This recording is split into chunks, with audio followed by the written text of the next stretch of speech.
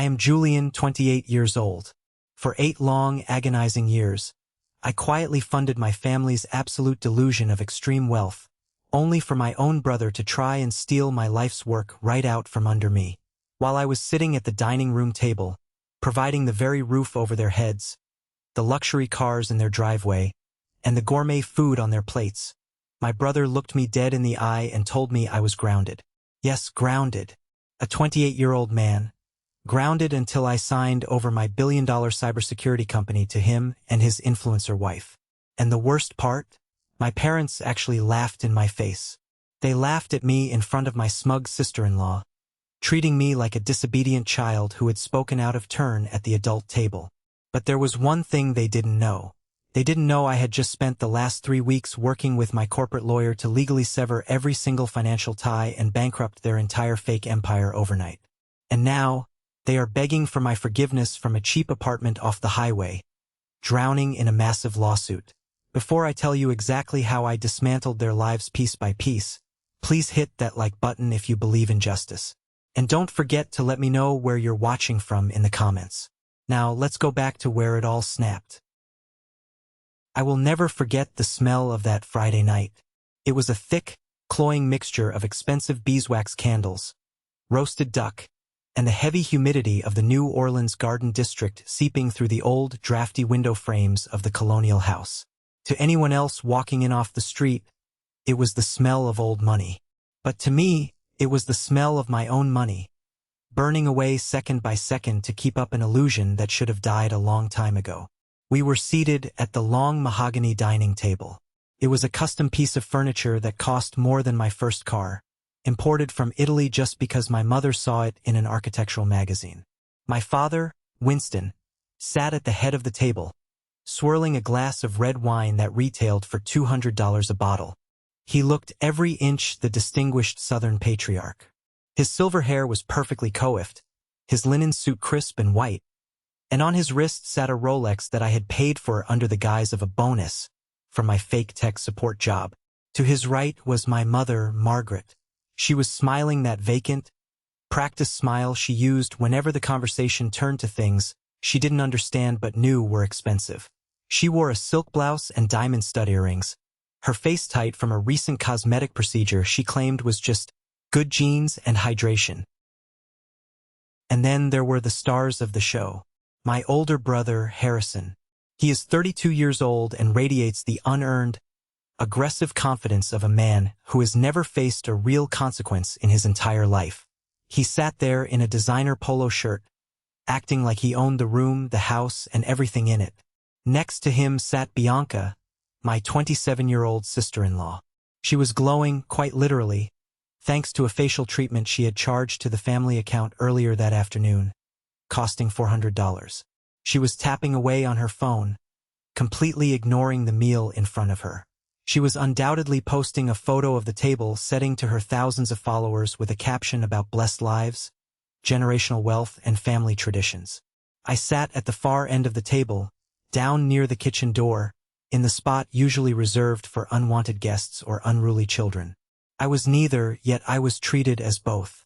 To them, I was just Julian, the quiet, slightly awkward youngest son who worked a boring remote IT support job and helped fix the Wi-Fi when the router needed resetting.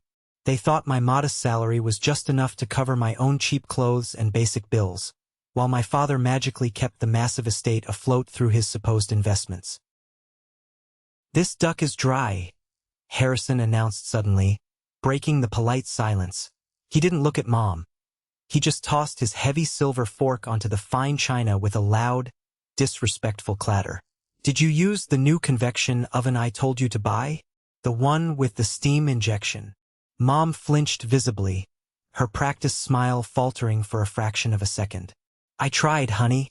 The settings are just so complicated. There are too many dials." "It's not complicated, Mom," Harrison sighed heavily, rolling his eyes at Bianca, who still didn't bother to look up from her screen. "It's just basic technology. Julian, you need to go over the settings with her again tomorrow. It is absolutely embarrassing that we have a $10,000 oven in this kitchen, and we can't even get a decent roast out of it for a family dinner." I looked up from my plate. I hadn't even taken a bite yet. My stomach was in knots knowing what I knew. I can look at it later, I said, keeping my voice low and even. But the manual is also available online, Harrison. It's a simple PDF. Harrison scoffed, leaning back in his chair and crossing his arms. That is why you are here, isn't it? Tech support. You might as well make yourself useful around the house. Dad chuckled. It was a deep, rumbling sound that used to make me feel safe when I was a little boy. Now, it just sounded like a compromise of his own soul. Now, son. Let Julian eat. He has had a long week fixing printers and resetting passwords for people. Servers, Dad. I corrected automatically, though I knew it didn't matter. I had stopped trying to explain network architecture to them years ago. Right. Computers. Dad waved his hand dismissively, clearly bored by the mention of my supposed job. Anyway, Harrison, tell us about the funding round. I want to hear about the big leagues. How are the investors? Harrison straightened up instantly, puffing out his chest. This was his favorite topic in the world, himself. It is in the bag, Dad. We are looking at a series close next week. $90 million. Post-money valuation is going to be through the roof. We are going to be the next unicorns of the cybersecurity world. I took a slow sip of ice water to hide the grimace forming on my face. I knew his startup. I knew his product inside and out. And I knew for a fact that without the highly classified encryption module I had secretly written for him a year ago to help him get off his feet, his revolutionary artificial intelligence firewall was nothing more than a pretty user interface wrapped around basic open-source code you could find on Reddit. Bianca finally looked up from her phone, her eyes suddenly bright with raw greed. Oh, it is going to be gorgeous. I found this incredible interior designer from Miami for our new Aspen house. She is expensive, but you have to spend money to look like money, right, Julian? She shot a nasty smirk in my direction, looking me up and down. You should ask her for some tips. That hoodie you are wearing is an absolute tragedy. I looked down at my simple gray hoodie. It was unbranded, but it was cashmere and cost more than her entire outfit. But because it didn't have a giant luxury logo plastered across the chest, to Bianca it was trash. I am comfortable, I said simply. Comfort is for people who have given up on life, Bianca stated coldly, turning her attention back to her glowing screen. Dessert was served by Clara, the housekeeper I paid out of my own pocket so my mother wouldn't have to clean. As we ate, the atmosphere in the room shifted. It grew heavy. Harrison stopped bragging about his $90 million and started looking genuinely nervous. He kept glancing sideways at Bianca, who eventually gave him a subtle, sharp nod. So, Harrison started, clearing his throat and wiping his mouth with a linen napkin. There is one small thing we need to handle before the closing party next week. Just a bit of housekeeping for the lawyers. He reached under the heavy mahogany table and pulled out a black leather folio. He slid it across the white tablecloth directly toward me. It stopped right next to my water glass. Just some technical paperwork, Julian. The investors are being super anal about the due diligence phase. You know how these corporate lawyers are. They want a clear chain of title for every single line of code in the software stack. I didn't touch the folder. I just stared at it. I thought you told them your team wrote the code from scratch, Harrison. We did. We absolutely did, he said, speaking far too quickly. But remember that weekend last year when you helped me with the encryption module? The core kernel? Since you technically touched the keyboard, the lawyers want a signature from you just waiving any future claim. It is standard stuff. A simple consultant waiver. Bianca chimed in, her voice dripping with fake, sugary sweetness that made my skin crawl. It is just a formality, Julian. Sign it so your brother can get his funding and we can celebrate. Don't be difficult for once in your life. I slowly opened the folder. It wasn't a standard consultant waiver. I deal with sharks in $3,000 suits every single day of my life. I knew exactly what I was looking at. The document was titled Confirmatory Assignment of Intellectual Property. Clause 47 caught my eye immediately. It stated clearly that I, the undersigned, hereby assigned all rights, patents, and future derivatives of the Sentinel encryption protocol to Harrison's company, irrevocably and in perpetuity, for the sum of $1. My blood ran ice cold. If I signed this piece of paper, I wouldn't just be giving him a favor. I would be legally handing him the keys to my entire life's work. I would be giving him the foundation of Aegis Dynamics. This assigns ownership, Harrison, I said, keeping my voice dead steady. This says you own the code I wrote. So what? Harrison snapped, his nice guy mask slipping off instantly to reveal the entitled bully underneath. It is part of my platform now. I pitched it to the VCs. I did the legwork. You just type some lines on a screen in your bedroom. You don't even use it for your stupid IT job. I do use it, I said. And even if I didn't, it is mine. You are asking me to sign over intellectual property worth millions of dollars. For $1. Oh my God. Here we go. Bianca groaned loudly, dropping her dessert spoon. Everything has to be a transaction with you. Can't you just support your family for once instead of being so selfish? Support. I looked at her, then at the $200 wine bottle, then at the walls of the house I paid the mortgage on. I support this family every single day of my life. You pay a few minor utility bills, Julian. Big deal, Harrison sneered, leaning forward. I am about to bring in $90 million. Real money. Generational wealth. Not the scraps you make fixing servers for hourly wages. But I can't close the deal unless you sign that paper right now. The lead investor insisted on it because they found your digital signature in the metadata. Then tell them you stole it, I said calmly. Tell them you are a fraud. Dad slammed his heavy hand on the table, making the silverware jump and the wine glasses rattle. That is enough, Julian. Stop trying to sabotage your brother out of jealousy. He has worked hard for this. He hasn't worked for any of it, Dad, I argued, my voice finally rising. He took my code, he is taking your praise, and now he wants to take my legal rights. I am not signing it. I closed the folder and pushed it hard back across the table. Harrison stood up so fast his heavy dining chair tipped over backward and crashed onto the hardwood floor. He leaned over the table, pointing a shaking finger directly in my face. You listen to me, you selfish little brat, Harrison screamed, spit literally flying from his mouth. This is my shot. This is the family's future. You are going to sign that paper right now, or so help me God. Or what, Harrison? I asked, looking him dead in the eye, refusing to back down. He looked around wildly, searching for a threat. Then, he reverted to the only power dynamic he understood from our childhood. You are grounded, he bellowed, his voice echoing in the large room. You are grounded until you apologize to your sister-in-law and sign that paper. You will sit in your room and think about how selfish you are until you are ready to do the right thing. You are not leaving this house. I waited for my parents to step in. I waited for my father to tell his 32-year-old son that he could not ground a 28-year-old man. Instead, Dad started to laugh. It wasn't a nervous laugh to diffuse the tension. It was a mocking, condescending laugh. You heard your brother, Julian? Dad said, wiping a tear from his eye like it was the funniest joke he had heard all year. Go to your room. Maybe a little time out will teach you some respect for your elders. Mom nodded, taking a long sip of her expensive wine. Just sign the paper, honey. Stop ruining the evening. Do as you are told. That was the exact second the cable inside me snapped. I didn't yell back. I didn't throw a tantrum.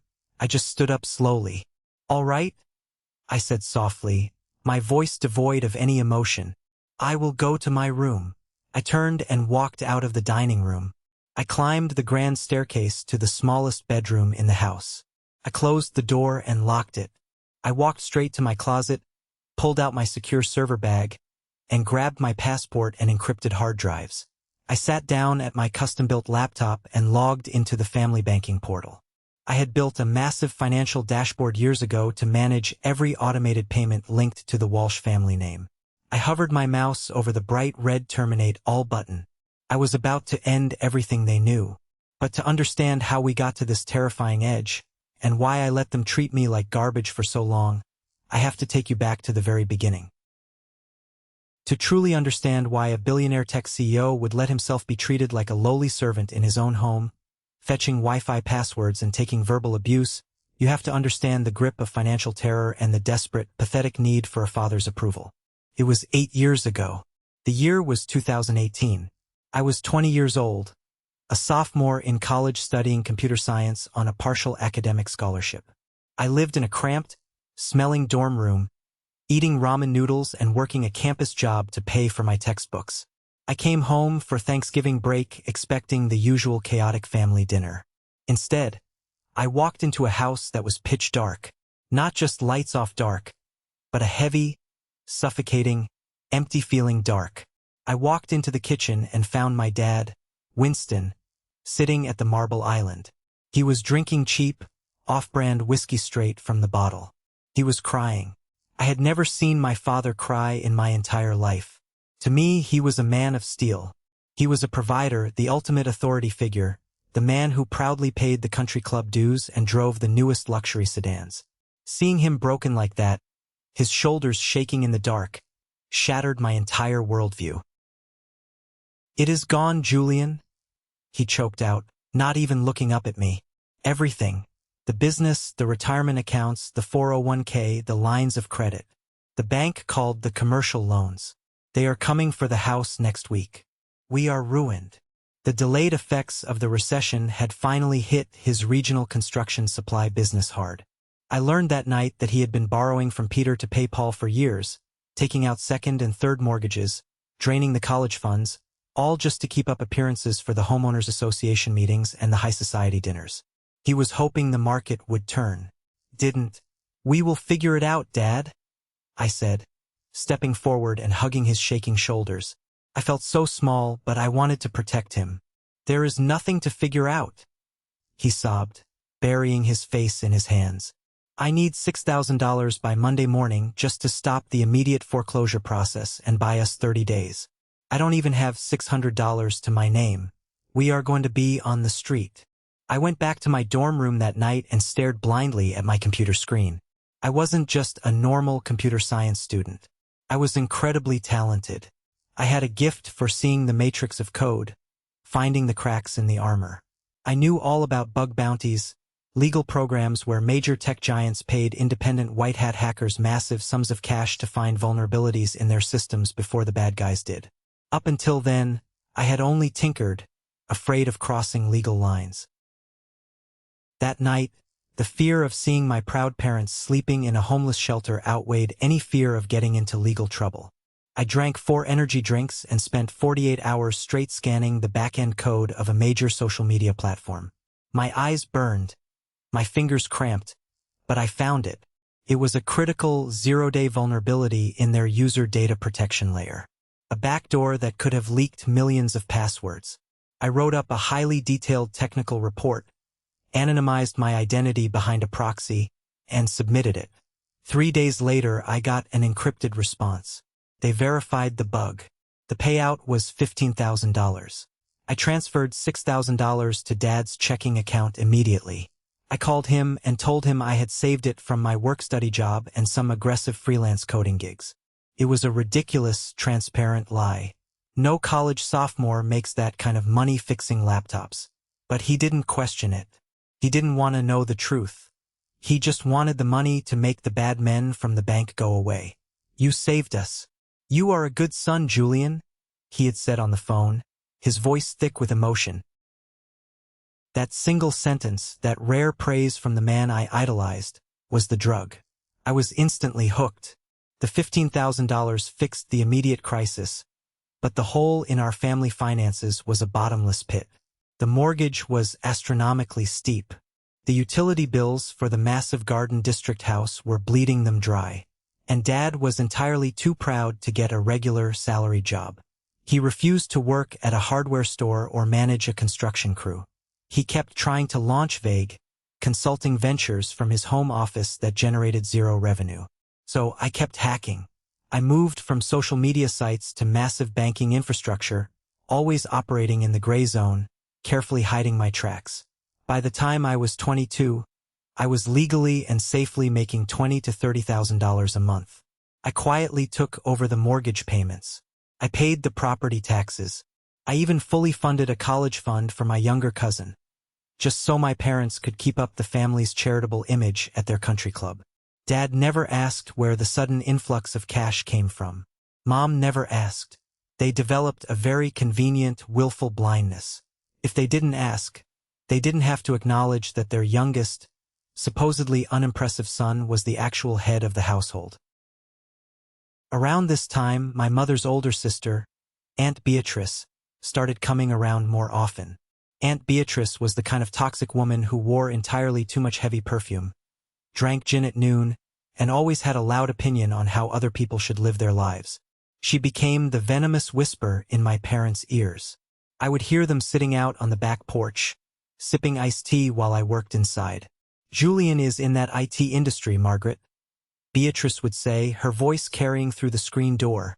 "Those tech boys in Silicon Valley make money hand over fist doing nothing but typing. You and Winston shouldn't have to struggle in your golden years. You raised him. You paid for his braces. He owes you a comfortable retirement. It's only fair." And my parents listened to her.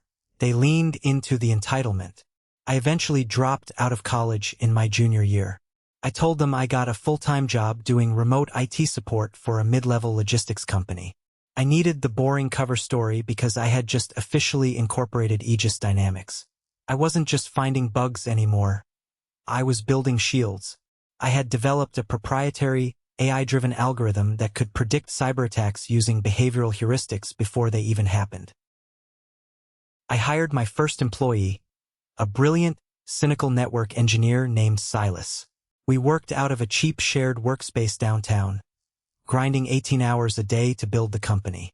"You need to tell them the truth, Julian," Silas told me one afternoon, watching me pay my parents' massive property tax bill from my laptop. "You are building an empire here, and they treat you like the help. It's sick." "I can't tell them," I replied, rubbing my tired eyes. "If I tell them I have millions of dollars in venture capital, they will just spend millions. They will buy yachts and sports cars. If they think I make a decent upper-middle-class salary, they will limit their spending to just the mortgage and groceries." I was so incredibly naive. They didn't limit their spending at all. They just found new, creative ways to justify bleeding me dry. Then came Bianca. 4 years ago, my older brother Harrison met her at a high-end bar. She was a lifestyle influencer with a modest following but a massive, insatiable taste for luxury. When she saw our historic house in the Garden District, she didn't see a family home. She saw a backdrop for her Instagram content. She saw a gold mine. 6 months later, they were engaged. Bianca demanded a lavish destination wedding in Jamaica. The total cost was $90,000. "We can't afford that, Julian," Dad had whispered to me in the kitchen, looking panicked. "But we can't say no to her family. It would be humiliating for the Walsh name. People would talk." I paid for it. I drained a massive portion of my personal savings. I told them I got a huge promotion and a one-time performance bonus at work. "Little bro coming through again." Harrison grinned, slapping me hard on the back at the rehearsal dinner. He didn't pull me aside to say thank you. He didn't offer to pay me back in installments. He just took it as his absolute, unquestionable due. After the wedding, the demands escalated rapidly. Bianca needed a new luxury SUV because her old sedan didn't fit her personal brand. I bought the car. Then came the exorbitant country club dues, the designer handbags, the endless, unnecessary home renovations to keep the house looking perfect for her photos. I watched them post photos of these things every single day, tagging them with hashtags like #blessed, #hardwork, and #generational wealth. I felt a dark sickness growing in the pit of my stomach. I wasn't buying their safety from the bank anymore. I was actively funding their delusion. I was paying for them to love me, but the tragic irony was that the more I paid, the less they respected me. To them, I was just a utility. You don't thank your electricity for keeping the lights on. You just expect it to work. And when it flickers, you hit the wall and get angry. I thought the worst was over. I thought if I just kept my head down, paid the bills, and focused on Aegis Dynamics, I could maintain the fragile peace. I was so incredibly wrong. The real betrayal, the one that would destroy us forever, was brewing right under my roof. While my family was busy playing pretend in their Garden District mansion, Aegis Dynamics had exploded from a two-person operation in a dingy shared workspace into a global leader in cybersecurity. We now occupied the top 3 floors of a massive glass tower in downtown New Orleans. I had over 150 employees, lucrative contracts with major financial institutions, and a valuation approaching $1 billion. My life was a complete, exhausting split reality. At the office, I was Julian Walsh, a visionary CEO. When I spoke, seasoned executives took notes. When I walked into a boardroom, people sat up straight. But at 6 p.m., I would drive my beat-up Honda Civic back to the Garden District, walk through the front door, and instantly revert to being Julian, the loser youngest son who gets yelled at because the Netflix stream is buffering too slowly. The betrayal that would eventually burn our family to the ground started exactly 1 year ago, and it was perfectly, maliciously disguised as brotherly bonding. Harrison had just been fired from his 3rd consecutive sales job. He had a habit of arguing with his managers and refusing to put in the actual work. He came into my small, cramped bedroom one evening, looking humbled for the first time in his life. He sat on the edge of my bed, staring at his hands, playing the victim perfectly.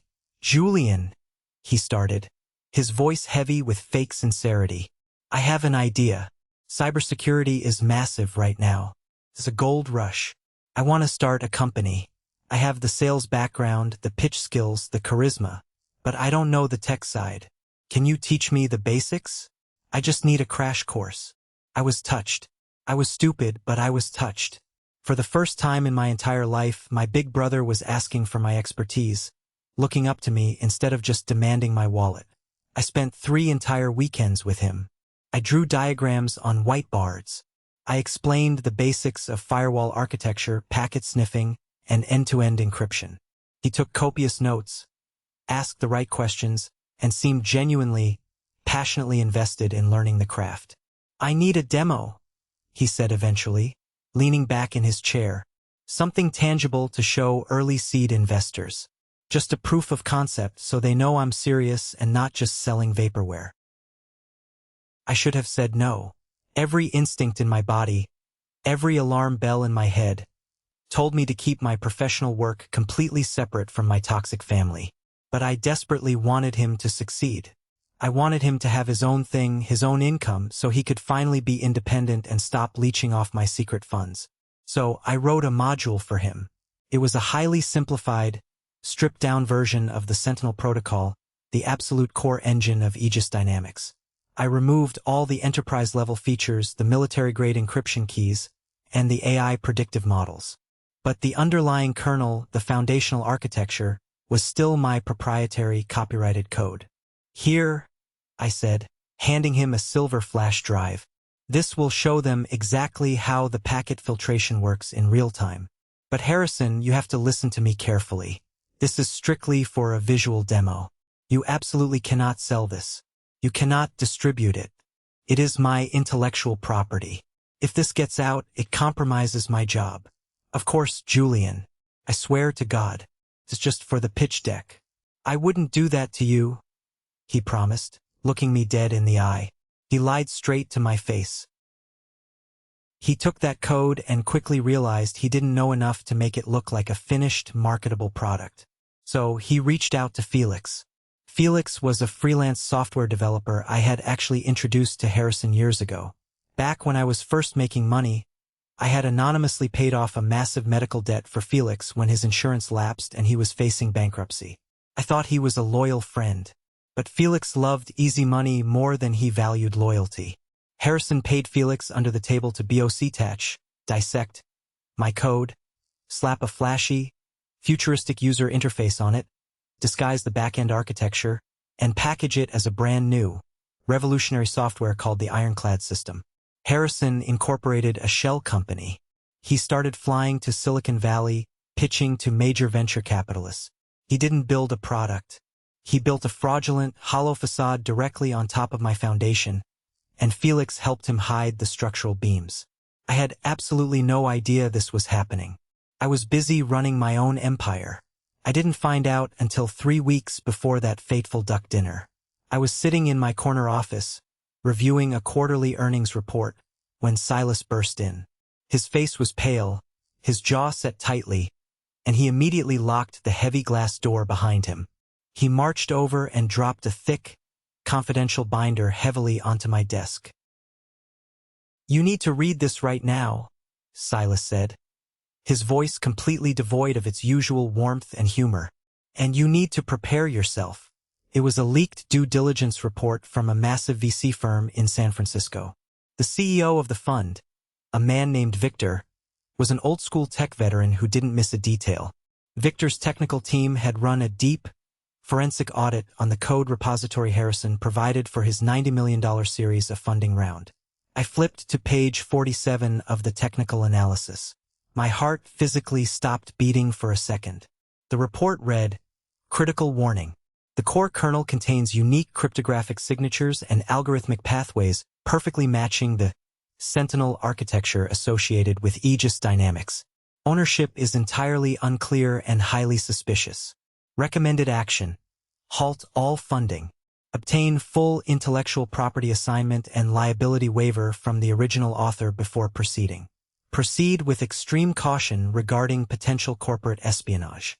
Victor wasn't just doing standard due diligence. He recognized my digital fingerprints. He knew Aegis code when he saw it. Victor had actually reached out to Silas through a secure backchannel, asking if Aegis was secretly selling off modular code to struggling startups, or if we had a leak. Victor was giving us a professional heads-up that someone was fencing our stolen goods on the open market. Harrison wasn't just using my code for a harmless demo. He was raising nearly $100 million based entirely on my invention. And he had looked those investors in the eye and claimed he wrote it from scratch. "He is trying to steal the company, Julian," Silas said quietly, leaning his hands on my desk. "If you sign any kind of waiver for him, he could theoretically sue us later for using the very code you wrote. He could claim we stole Ironclad's foundation. He could tie us up in litigation for years and destroy Aegis." I sat back in my leather chair, staring blankly at the ceiling. The betrayal was so deep, so absolute, it was hard to process. My own brother and Felix, they had conspired to rip off the one thing I had built for myself. Harrison wasn't just asking for a handout this time. He was asking me to hand him a knife so he could stab me in the chest, all while taking credit for the blood on his hands. He was going to bring a legal document to me soon. I knew it. The investors needed to clean up the crime scene before they cut the massive check. I looked at Silas. The sadness and betrayal in my chest evaporated, replaced by a cold, sharp, calculating clarity. "Get Montgomery on the phone," I said, my voice dead calm. "We are going to war." The transformation didn't happen with a dramatic scream. It didn't happen with broken glass or a shouting match. It happened in absolute, terrifying surgical silence. For the next 3 weeks leading up to the dinner, I operated with a level of cold detachment I didn't know I possessed. I became a ghost in my own house, nodding politely at my mother's demands and ignoring Bianca's constant insults, all while orchestrating their total destruction from the shadows. I met with Montgomery, my lead corporate attorney. Montgomery is a man who wears bespoke suits that cost more than most people's cars, and he possesses a dead-eyed stare that has made opposing counsel physically sweat in federal court. He is ruthless, brilliant, and completely devoid of sentimentality. Sitting in his mahogany-lined conference room high above the city, I laid out the entire situation. I told him everything. The fake IT job, the mortgage on the Garden District house, the luxury car leases, the credit cards I paid off every month, and finally the stolen code. Montgomery didn't blink. He just steepled his fingers and listened. "Let me get this straight," he stated flatly, his voice like grinding stones. "You have been personally funding a hostile entity while it actively plotted corporate espionage against you to steal your billion-dollar IP?" "Yes," I said, We need to sever the financial arteries immediately, Julian. And we need to crush the intellectual property theft with a sledgehammer. No mercy. We salt the earth. Do it, I said. I shed the victim role right then and there in that leather chair. I was no longer Julian, the quiet brother who fixed the Wi-Fi and took the abuse. I was Julian Walsh, the CEO and majority shareholder of Aegis Dynamics, and I was protecting my empire. We drafted the lawsuit against Harrison and his shell company. We prepared a brutal, ironclad cease and desist order regarding the IP. Montgomery also personally drafted heavily worded legal letters to Victor and the rest of the VC board in San Francisco, officially notifying them that the ironclad code was stolen property and any financial investment would make them accessories to corporate espionage and federal fraud. But the legal strike was only half the battle. I needed to handle the home front. I needed to cut off the life support. Late at night, while my family slept soundly in the expensive beds I paid for, I sat in my small room and built a secondary, highly encrypted dashboard on my custom laptop. I linked it directly to the family office accounts I had managed for years. I gathered the administrative login tokens for the power company, the municipal water grid, the high-speed internet service provider, the car leasing agencies, and the primary banking hub where I deposited their allowance. I spent hours writing a script that would execute simultaneously. I set everything up so that with one single keystroke, every account would be frozen, canceled, or scheduled for immediate disconnection. It was an emotional process, staring at those accounts. Each bill represented a moment I had tried to buy their love. The country club dues, the pool maintenance, the car insurance. I was setting the ultimate trap, wiring the explosives to the very foundation of their fake lives. All I had to do was wait for Harrison to make his move and hand me the detonator. Which brings us back to that Friday night, the duck dinner.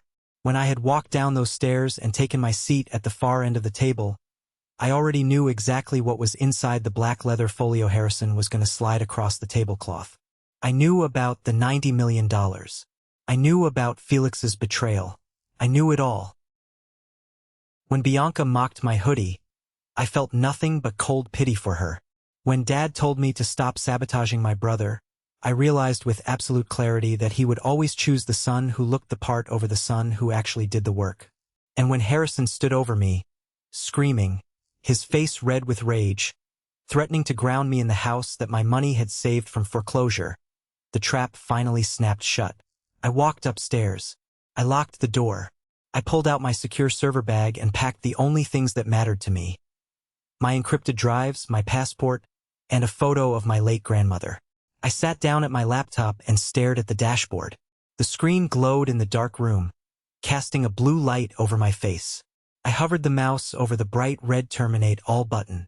A tiny, pathetic part of me hesitated for one final second. The voice of the young college kid who just wanted his dad to be proud of him whispered in my ear, "If you do this, Julian, there is no going back. You will destroy the family. They will hate you forever." Then I remembered the laughter. I remembered Dad wiping a tear from his eye because grounding a 28-year-old man who paid his mortgage was just so incredibly funny to him. I remembered Bianca's sneer. They already hated me. They just loved my utility. I clicked the mouse. The screen flashed red, then solid green. Command executed. One by one, the status lights on the dashboard turned from active to canceled. The platinum credit cards were voided. The mortgage auto draft was permanently stopped. The lease payments on Bianca's SUV and Dad's luxury sedan were revoked, flagging them for repossession. The electricity and water were scheduled for hard disconnection at the start of the next business day. I closed the laptop and slipped it into my bag. I left the wardrobe full of clothes. I left the bed perfectly made. I unlocked the bedroom door and crept down the grand staircase. I placed my house key on the marble kitchen island, right next to the fruit bowl. I didn't write a note. Notes are for people who want to negotiate. My absence and the financial apocalypse arriving on Monday morning would be loud enough. I walked out the back door, got into my old Honda Civic, and drove away into the humid New Orleans night. I thought the worst was over. I thought walking away was the hardest part of the journey. I was so incredibly wrong. The real explosion was just hours away, and they had absolutely no idea the Category 5 hurricane that was about to hit them when the sun came up. Saturday morning at the Walsh residence always began with a sickening sense of entitlement. It usually started around 10 o'clock. It was a slow, arrogant awakening, characterized by the smell of expensive imported Colombian coffee roasting in the kitchen and the quiet, reliable hum of the massive central air conditioning unit keeping the brutal New Orleans humidity at bay. But this particular Saturday, the timeline was different. My older brother, Harrison, was awake by 8. He was furious. He was nursing a slight, pounding hangover from the $200 bottle of red wine he had selfishly consumed the night before. He stomped down the long, carpeted hallway of the second floor, his heavy footsteps echoing in the quiet house. In his arrogant mind, he was fully expecting to find me sitting at my small wooden desk, properly chastised, head bowed in submission, with a signed intellectual property waiver waiting for him. The Wi-Fi was actually still working perfectly because I hadn't scheduled the hard disconnect with the internet service provider until Monday morning at exactly 9 o'clock. I wanted the timing of their financial execution to be absolutely flawless. I wanted them to have one last weekend to steep in their own delusion of grandeur before the floor entirely fell out from under them. Harrison reached my bedroom door at the end of the hall and didn't even bother knocking. Respect was a one-way street in this house. He kicked the solid wood with the hard heel of his foot. "Julian, open up. I am not playing games with you today," he barked, his voice laced with the kind of authority he had absolutely no right to use. He kicked it again, harder this time, the force actually cracking the old wooden door frame. When there was no answer, no sound of me shuffling to unlock it, he lost his temper completely. He shoulder-checked the door, bursting into the room like he was leading a tactical police raid. He fully expected to find me crying in bed, or perhaps sulking at my computer monitor, ready to beg for his forgiveness so I could be ungrounded. Instead, he found a complete, terrifying vacuum. The room was pristine. The bed was stripped down to the bare white mattress, the sheets carefully folded and left on the floor. The closet door was wide open, revealing nothing but completely empty wooden hangers swaying slightly in the draft from the overhead air vent. The heavy oak desk where I had built my empire was entirely bare. No custom-built computer, no encrypted hard drives, no loose papers, no charging cables. It was as if I had never lived there at all.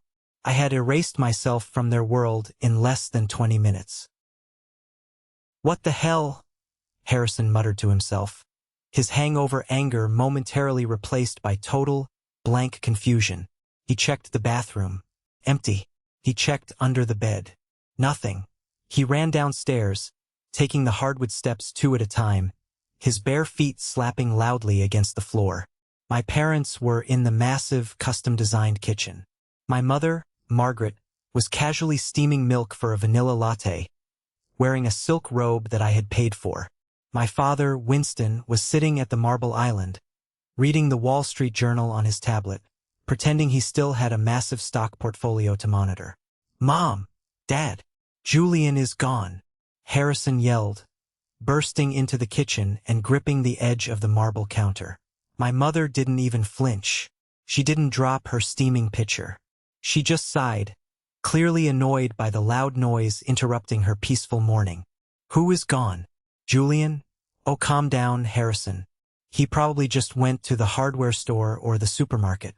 You know he likes to run errands early in the morning so he doesn't have to talk to anyone. He will be back by lunch to fix the oven." "His stuff is gone, Mom. Everything," Harrison insisted, his voice rising an octave. "His computer, his clothes, his external drives. The room is completely empty. He packed up and left." Winston finally looked up from his tablet, frowning slightly, pulling his reading glasses down his nose. But there was no panic in his eyes. There was no concern for his youngest son. There was only deep, patronizing annoyance. "He is throwing a tantrum," Dad said smoothly, taking a sip of his black coffee. "He is a 28-year-old man acting like a spoiled child because you rightfully put him in his place last night at dinner. Let him go pout at a cheap motel by the interstate for the weekend." When he realizes he actually has to pay for his own meals and do his own laundry without Clara here to clean up after him, he will come crawling back. He has no real salary to support himself out there in the real world. He fixes printers for a living, for God's sake. Bianca, my sister-in-law, walked into the kitchen at that exact moment. She was yawning dramatically and adjusting a silk sleep mask on her forehead. "Is the IT guy throwing a fit?" she sneered, pouring herself a glass of expensive alkaline water. "Honestly, let him stay gone. It's embarrassing having him lurk around the house in those cheap gray hoodies anyway. He ruins the aesthetic of the house when I try to film my morning routines for my followers." They sat around that expensive marble island, drinking their premium coffee, utterly convinced of their own superiority. They were entirely trapped in the snare of their own arrogance. They truly believed I was a helpless, pathetic dependent who would starve in the gutter without their glorious roof over my head. They had absolutely zero concept that they were the ones on financial life support, and I had just ripped the heavy plug right out of the wall. At exactly 9 o'clock, the heavy brass doorbell at the front of the house rang. It echoed through the grand foyer. "See," Dad chuckled, waving his hand dismissively toward the front of the house. "That is probably him right now. He probably forgot his house key when he stormed out to throw his little fit. Harrison, go let your brother in and tell him the grounding stands until he signs your paperwork and apologizes to Bianca." Harrison smirked, his confidence instantly restored. He walked slowly and confidently down the hallway to the front door. He pulled it open, puffing out his chest, fully preparing to deliver a condescending, brutal lecture to his defeated younger brother. But it wasn't me standing on the porch. It was Montgomery. If you have never had the misfortune of meeting a high-powered corporate lawyer who specializes in hostile takeovers, asset seizure, and intellectual property destruction, it is an experience you do not easily forget. Montgomery stands 6'3". He was wearing a charcoal gray bespoke suit, a crisp white shirt, and a silk tie that probably cost more than Harrison's entire fake tech startup. He carried a sleek, hard-shell black leather briefcase, and his face was carved out of pure, unadulterated ice. He did not smile. He did not offer a polite Southern morning greeting. He just stared. "Can I help you?" Harrison asked, his smug smirk faltering instantly as he took in the imposing, dangerous figure standing on his porch. "Are you Harrison Walsh?"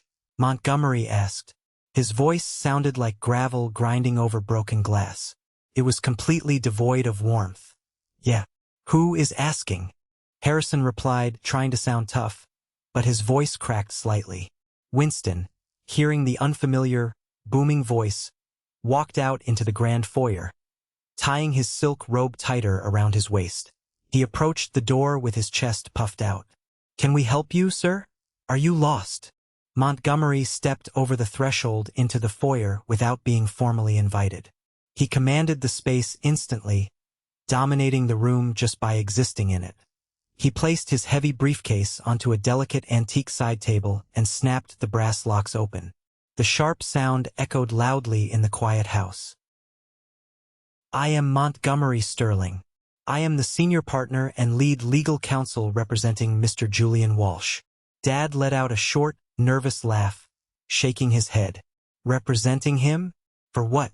Did he get a speeding ticket on the highway last night?" "Look, Mr. Sterling, whatever minor trouble Julian has gotten himself into, I am sure we can handle the fine. He is just a kid who doesn't know how the world works."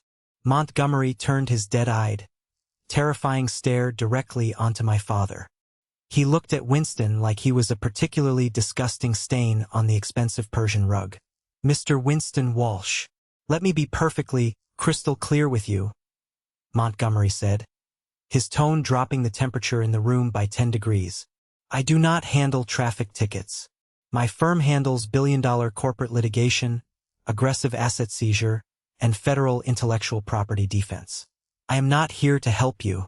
I am here today because my client, Julian Walsh, has retained my firm to execute a total, irrevocable separation of his assets from this household, effective immediately." Harrison came rushing forward, his face flushing dark red with a mix of anger and sudden fear. "What the hell is this? Where is Julian? You tell him to get his ass back here and sign my investor papers right now. He is holding up a $90 million deal with Silicon Valley. I will sue him for breach of verbal contract. Montgomery slowly reached into his briefcase. He didn't rush. He pulled out a thick stack of heavy, watermarked legal documents. He handed the first packet directly to Harrison, slapping it hard against my brother's chest. Mr. Harrison Walsh, Montgomery said, his voice echoing with pure legal authority. I have here a federally filed cease and desist order regarding your blatant, unauthorized use of proprietary intellectual property.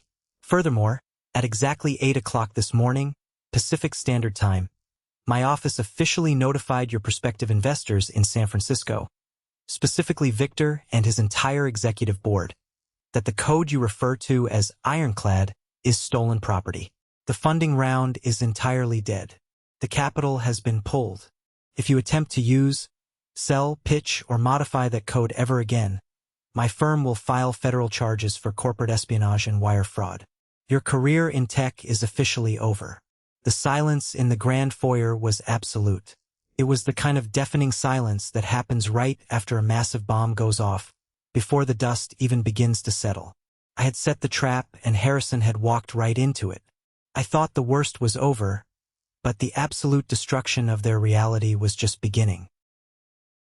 Harrison went completely white. The color drained from his face so fast I am surprised he didn't pass out right there on the hardwood floor. The heavy legal packet shook violently in his hands as his eyes scanned the bold, terrifying legal jargon on the first page. What are you talking about? Harrison stammered, his arrogant, untouchable persona crumbling into dust in a matter of seconds. Aegis Dynamics? I didn't steal from Aegis Dynamics. That is a massive billion-dollar cybersecurity firm. Julian works in low-level IT support. He fixes servers from his bedroom. You have the wrong person. Montgomery didn't even blink. He just stared down at my brother, delivering the killing blow with surgical, unfeeling precision. Julian Walsh does not work in IT support. Julian Walsh is Aegis Dynamics, Montgomery corrected coldly.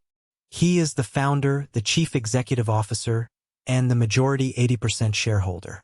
He wrote the Sentinel Protocol from scratch when he was 20 years old. And you, sir, are currently holding stolen goods. You are facing a massive federal lawsuit that will bankrupt you for the rest of your natural life. The realization did not hit my family all at once. It came in suffocating, crushing waves of absolute horror, crashing over them as their brains desperately tried to process the sheer magnitude of the lie they had been living for 8 years. Margaret had wandered into the foyer, holding her coffee cup with trembling hands. She had heard enough to know her entire reality was fracturing. "Founder?" she whispered, her voice barely audible, shaking her head side to side. "That is impossible. That is absolutely impossible." Julian drives a 10-year-old Honda Civic with a dent in the bumper. He wears cheap gray hoodies. He doesn't have a real salary. He doesn't go to networking events. You are lying. You have the wrong person. My client prefers extreme privacy, Montgomery stated, turning his cold gaze to my mother. Privacy that he no longer requires, as he has permanently severed all ties with the parasites who have been draining his accounts to fund their pathetic vanity. Winston stepped forward, his face twisting with rage. He was trying desperately to salvage his shattered ego, trying to pull rank on a man who practically owned the ground he was standing on. "Now listen here, Mr. Sterling. I don't care what kind of fancy title Julian has given himself at this little computer company. I am the patriarch of this family. I demand to speak to my son immediately. He owes this family. We raised him. We paid for his food. We are legally entitled to a share of whatever this business is worth. There is an inheritance of respect here. I will take him to family court if I have to." Montgomery actually let out a dry, humorless chuckle. It was a terrifying sound in the quiet house. He reached back into his briefcase and pulled out a second, significantly thicker envelope. He thrust it directly into Winston's chest, forcing the older man to grab it reflexively. "You are entitled to absolutely nothing, Mr. Walsh," Montgomery stated, his voice ringing like a judge pronouncing a sentence. In fact, you are currently standing on a mountain of high-interest debt. This document is a formal, legally binding notice of immediate termination of all voluntary financial support. As of 3 o'clock this morning, my client has ceased all payments related to this property. The luxury vehicles in your driveway, the country club memberships, and the platinum credit accounts you have been abusing for 8 years. You are entirely on your own. Bianca, having heard the commotion, shrieked from the top of the stairs, clutching the mahogany banister so hard her knuckles turned white. He can't do that. We have bills. The country club dues are coming up. My Porsche lease is due next week. You can't just cut us off without warning. That is financial abuse. My client has absolutely no legal or moral obligation to fund your luxury lifestyle, ma'am. Montgomery replied without even bothering to look up at her. I suggest you get a job. But Montgomery wasn't finished. I had instructed him to deliver the final, most devastating twist in person. I wanted them to know exactly how thoroughly they had been outplayed, and how deeply their own secrets had buried them. There is one final matter, Montgomery said, his tone shifting to something even more ominous, pulling the air right out of the room. He pulled out a single, stark white sheet of paper with a red seal on it. Mr. Winston Walsh, 5 years ago, you secretly took out a massive second mortgage on this property through a shady private equity lender to cover your rapidly mounting, undisclosed personal debts. You hid this from your family, and you assumed the primary mortgage payments generously made by my client would cover your tracks. Winston's face turned an ugly, mottled purple. He looked around wildly, terrified that his wife and older son were hearing this. Margaret gasped, dropping her coffee mug. It shattered on the floor, hot liquid splashing everywhere, but nobody moved. How do you know about that? Winston demanded, his voice shaking with absolute terror. That is confidential banking information. That is illegal for you to possess. It was confidential, Montgomery said smoothly, enjoying the destruction, until 3 weeks ago, when my client discovered his brother was attempting to steal his intellectual property. He instructed my firm to initiate a defensive, deep-dive financial sweep of all associated family assets. During that sweep, we discovered your secret second mortgage. The private equity firm was perfectly happy to offload the high-risk debt. My client's holding company, a subsidiary of Aegis Dynamics, purchased that debt outright. Montgomery stepped closer to my father, invading his personal space, forcing Winston to look up at him. You do not owe the bank anymore, Mr. Walsh. You owe Julian. And because you are currently in severe default due to strict cross-collateralization clauses triggered by the cessation of the primary payments this morning, my client is officially calling the loan. You have 30 days to produce $2.4 million in liquid cash, or we will foreclose on this property, evict you, and seize all remaining assets to cover the difference. Winston staggered backward, hitting the wall. He gripped his chest, gasping for air as if he were having a heart attack. The grand illusion of the wealthy Southern patriarch shattered completely, leaving behind a pathetic, broke old man who had literally sold his home out from under his own family. Harrison, desperate to save his own skin, looked up from the cease and desist order. His mind was racing, trying to find a loophole, a way out of the trap. What about Felix? Harrison blurted out desperately, sweat pouring down his face. Felix is my lead developer. He wrote the ironclad interface. We have a signed partnership agreement. He will testify that the code is ours. Montgomery smiled. It was a terrifying, predatory smile that showed far too many teeth. Ah yes, Felix. You mean the freelance developer who happily accepted a $50,000 wire transfer from Aegis Dynamics yesterday afternoon in exchange for a full, sworn legal affidavit? The affidavit detailing exactly how you paid him under the table to steal and camouflage my client's code? Felix has turned state's evidence, Mr. Walsh. He threw you under the bus to save himself from federal prison. You have no product. You have no developer. And as of this morning, Victor's venture capital firm is preparing a massive civil lawsuit against you for defrauding investors during the seed round. Harrison dropped the papers onto the floor. His knees buckled completely, and he collapsed onto the bottom step of the staircase, burying his face in his hands, letting out a pathetic sob. Montgomery snapped his briefcase shut with a sharp click. He looked around the opulent foyer one last time, taking in the antique paintings, the crystal chandelier, and the ruined family standing in the wreckage of their own greed. "I strongly suggest you begin packing your belongings," Montgomery said, adjusting his expensive cuffs. "You are going to need to sell whatever assets you legally own just to afford a decent defense attorney for the upcoming fraud charges. Good day to you all."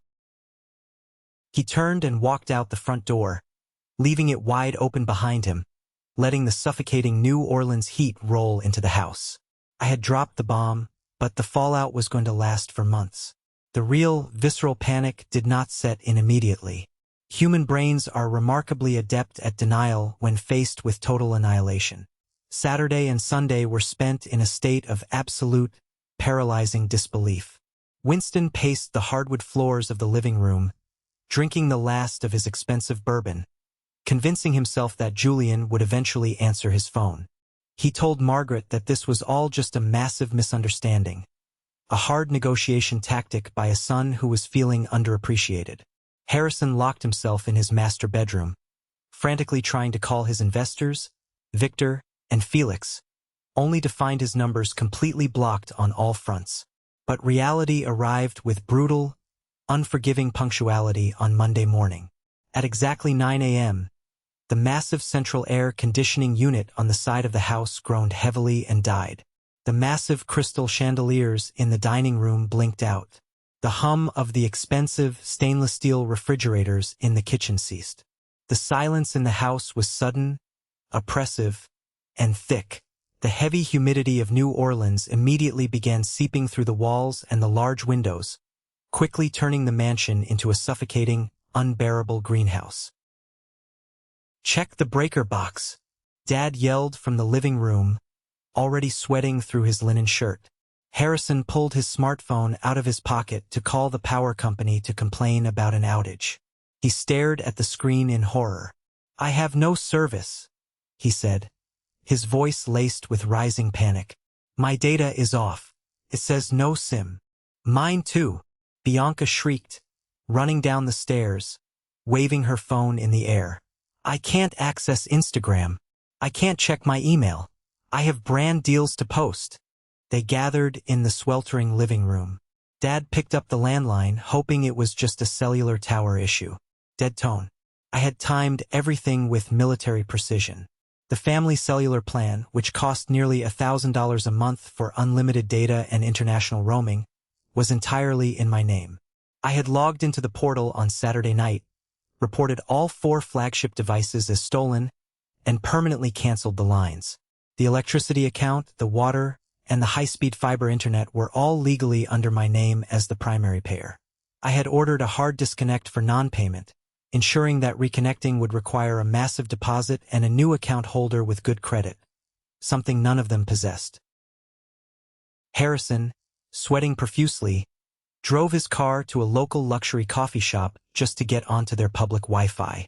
He tried to log into the joint banking portal to pay the power bill, assuming there was still some cash left from my previous monthly deposits. The screen flashed red on his phone. Access denied. Account frozen pending audit. Panicking, he pulled out his platinum credit card to buy a $5 iced latte just so he wouldn't get kicked out of the cafe. The barista swiped it. Declined. He handed her a second card, his hands shaking. Declined. Since the primary account holder, me, had removed authorization and flagged all supplementary cards as compromised due to suspicious activity, they were entirely void. They had absolutely zero access to cash. They had zero credit. They had zero income. The refrigerator at home was slowly warming up, the expensive organic food rotting inside. But the absolute worst blow, the ultimate public humiliation that shattered their fragile egos forever, occurred on Wednesday afternoon. In the Garden District, appearance is literally everything. A minor scandal, like a messy divorce or a bad investment, is whispered about politely at the country club. But a tow truck? A tow truck in your driveway is a social tragedy of epic proportions. 2 tow trucks is a comedy. I sent 2. Since the leases on the luxury vehicles were legally in my name, and I had intentionally defaulted on the payments by canceling the automated bank drafts, I voluntarily called the leasing agencies and told them exactly where to come collect their property, handing over the spare keys I had kept. At exactly noon, a massive, loud flatbed diesel truck backed slowly into the pristine brick driveway, crushing a bed of expensive hydrangeas my mother loved. Bianca ran out of the front door, screaming at the top of her lungs, wearing expensive silk loungewear that was now sticking to her sweating body. "What are you doing? Get away from my car. That is a customized Porsche Macan. You can't touch it." "Paperwork says voluntary repossession, ma'am," the burly driver said calmly, completely ignoring her screaming as he casually hooked thick steel chains to the front axle of the white SUV. "You can't take it. My purse is in the back seat. My designer gym clothes are in the trunk. I will call the police. You have exactly 2 minutes to grab your personal items, lady, but the vehicle is going on the truck," the driver said, pulling a lever. The winch began to whine loudly.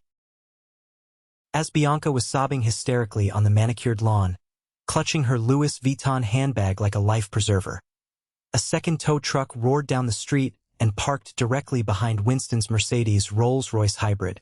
Neighbors were peering through their heavy silk curtains. Some were boldly standing on their front porches, sipping iced tea and watching the spectacular show unfold.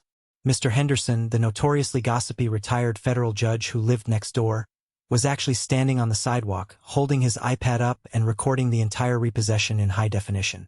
Winston ran outside, his face purple with rage, shame, and sheer humiliation.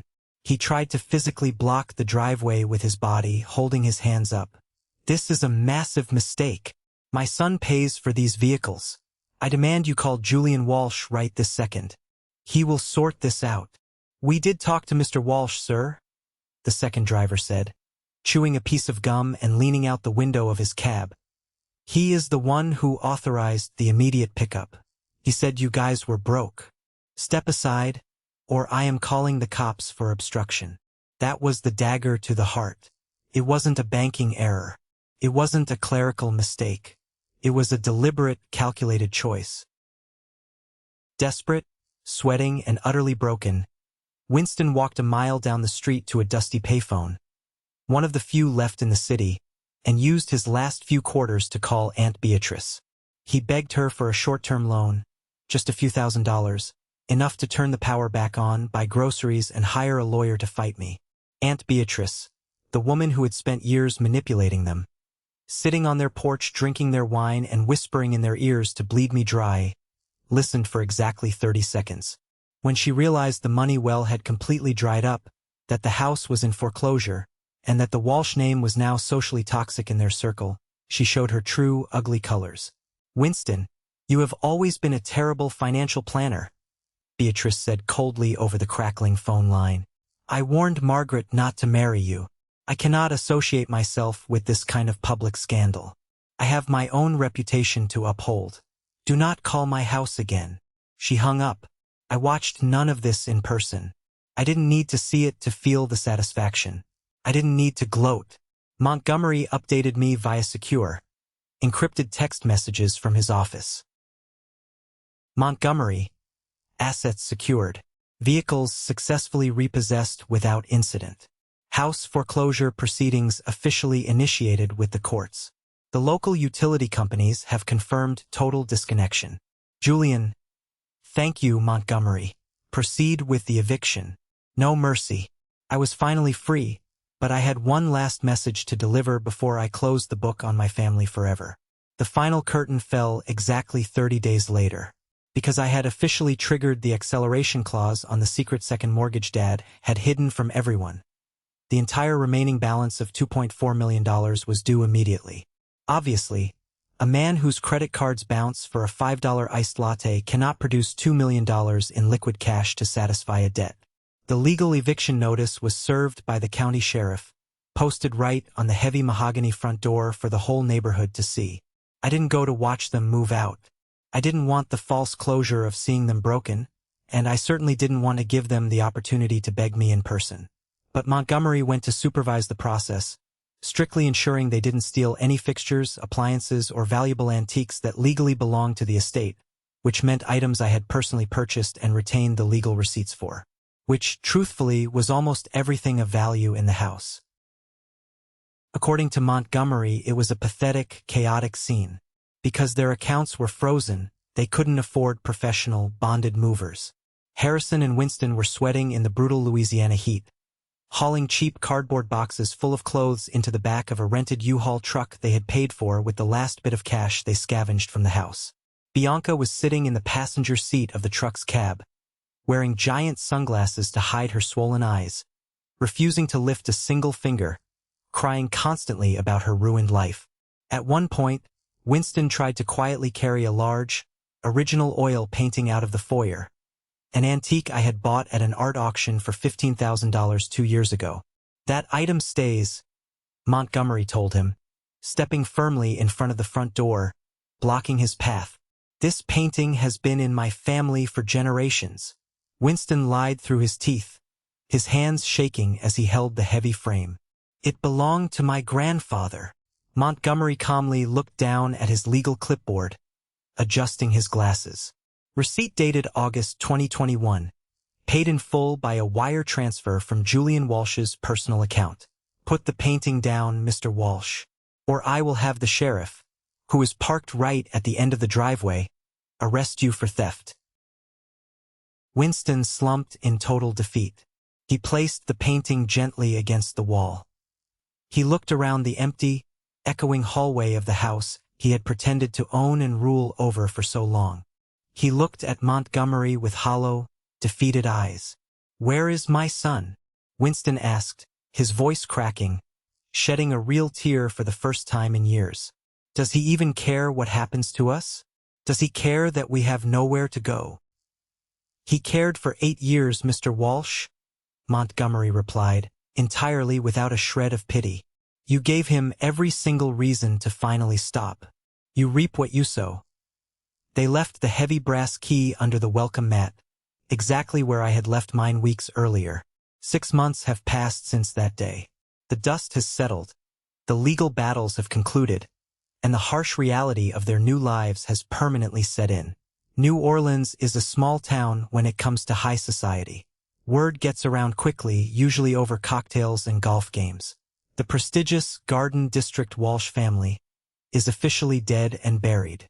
They are a cautionary tale whispered about at dinner parties. Winston and Margaret are living in a cramped, 2-bedroom apartment located off a loud, busy highway near the airport, where the planes shake the windows every hour. Winston, the proud patriarch who refused to work a normal job for a decade, finally had to swallow his pride. He got a job as a greeter at a massive chain hardware store. He makes minimum wage. He stands on his feet for 8 hours a day on hard concrete, wearing a blue vest, saying hello to people who don't even bother to look at him. Margaret cleans houses. The irony of that is absolutely poetic. She cleans houses for some of the wealthy women she used to play bridge with at the country club. I hear through the grapevine that she tells people she is doing it to stay active and grounded in her old age. But everyone in town knows the truth. They know they lost everything because of their own greed. Harrison and Bianca didn't survive the financial collapse.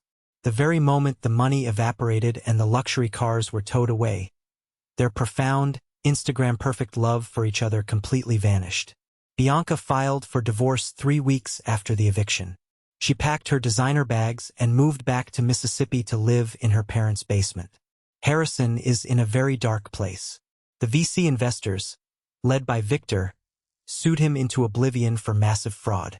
He managed to avoid federal prison time by pleading no contest, giving up Felix's communications, and fully cooperating with the authorities, but he now has a permanent felony record and a massive, crushing restitution debt that will follow him forever and garnish any future wages.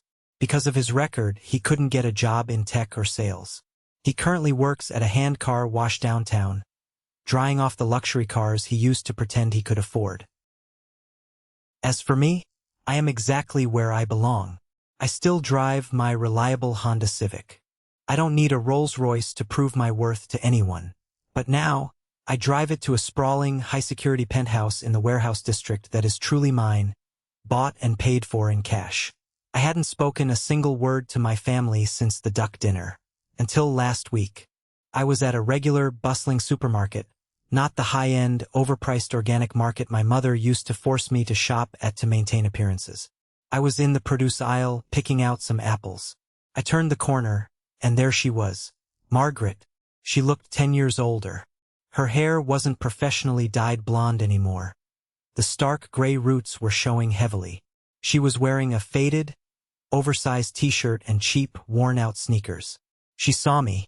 She froze in the middle of the aisle, her hands gripping her plastic shopping cart so tightly her knuckles turned white.